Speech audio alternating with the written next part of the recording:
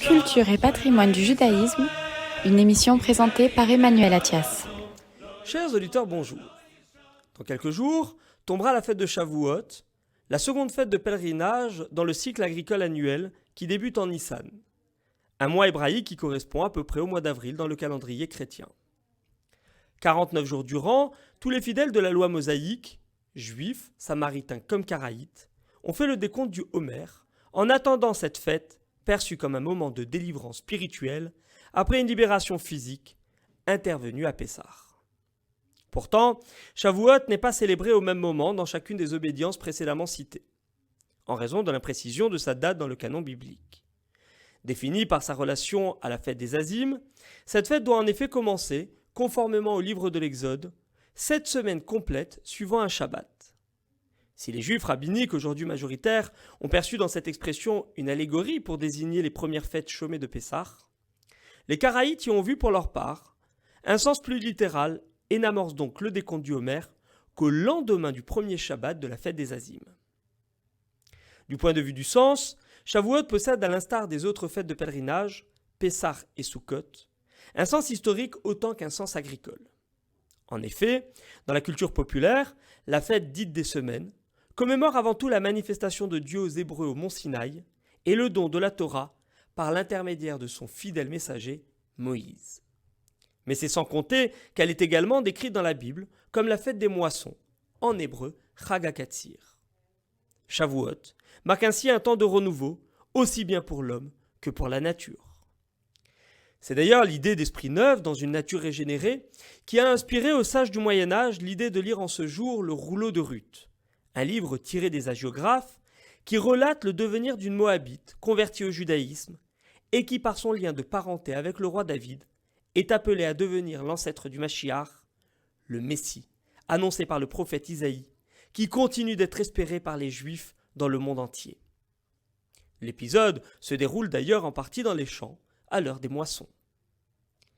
Mais comme pour les autres célébrations juives, les rites et pratiques de ce rendez-vous avec Dieu ont évolué au gré du temps. À l'époque du Temple de Jérusalem, chaque famille devait, conformément à une prescription biblique citée dans le livre de l'Exode, apporter une offrande à Jérusalem pour remercier Dieu des bienfaits dont il avait gratifié son peuple lors de la sortie d'Égypte. Aujourd'hui, Shavuot est d'abord et avant tout la fête du Matan Torah, c'est-à-dire du don de la loi au peuple hébreu au mont Sinaï. Aussi est-il coutume d'étudier les textes sacrés toute la nuit du premier jour, avant de prononcer dès l'aube les Aseret Adiberot, parfois maladroitement traduits en français par les 10 commandements. Cette préparation spirituelle est considérée par certains exégètes comme un tikkun, c'est-à-dire une réparation, destinée à rattraper l'inconduite des Hébreux qui se sont endormis au pied de la montagne sacrée à la veille de la révélation. Si l'on jette un œil aux pratiques, on remarquera, comme souvent, qu'elles varient selon les communautés diasporiques, résultat d'influences diverses. Mais partout, produits lactés et douceurs seront privilégiés au cours des 2 jours que dure cette célébration en galoute, c'est-à-dire dans l'exil dans lequel se trouve encore la majorité des Juifs à ce jour. Alors, pourquoi des produits lactés et des sucreries ? À cela, plusieurs raisons. D'abord, parce que la tradition assimile la Torah au lait, l'élément nourricier par excellence. De même que la Torah nous maintient en vie, elle nous fait grandir et nous renforce dans nos existences, disent les sages. Le sucre, quant à lui, invite l'esprit à la réjouissance, à l'heure du don des 613 mitzvot, autant de lois sacrées destinées à améliorer le quotidien des enfants d'Israël et à spiritualiser leurs actions. Parmi les spécialités culinaires propres à Shavuot, on trouve des pains d'épices briochés, tantôt façonnés en forme d'échelle pour rappeler l'ascension de Moïse vers le Créateur, tantôt en forme de main pour symboliser l'acceptation du don de la loi. Certaines familles ont également coutume de réaliser un pain en forme d'oiseau pour rappeler les messagers de paix qui accompagnèrent Moïse lors de son ascension du mont Sinaï.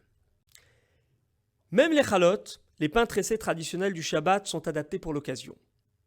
Chez les Juifs du Maroc, on les parfume à la menthe, tandis qu'en Europe de l'Est, les Ashkénazes les fourrent de fromage. Cette dernière pratique s'est d'ailleurs répandue à tous dans la seconde moitié du XXe siècle, de sorte que désormais, l'ensemble des communautés juives à travers la planète consomment du fromage à Shavuot, le plus souvent sous forme de gâteau. Vous aurez ici naturellement reconnu le célèbre Käsekuchen ou cheesecake, devenu l'une des spécialités recherchées par tous les touristes en voyage à New York. Partout, les végétaux sont à la fête. Chez soi, comme à la synagogue, des plantes vertes et des bouquets de fleurs orneront les intérieurs pour rappeler l'aide apportée par la nature divine lors de la sortie d'Égypte et se souvenir de la luxuriance du mont Sinaï lors du don de la Torah. La rose, appréciée pour son odeur, est d'ailleurs fortement associée à Shavuot, et il était jadis d'usage dans de nombreuses communautés juives orientales, du Maroc à l'Afghanistan, de décorer maisons et lieux de prière de roses fraîches et d'en répandre des pétales au sol.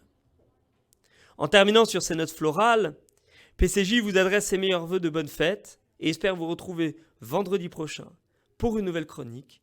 D'ici là, excellente semaine à tous.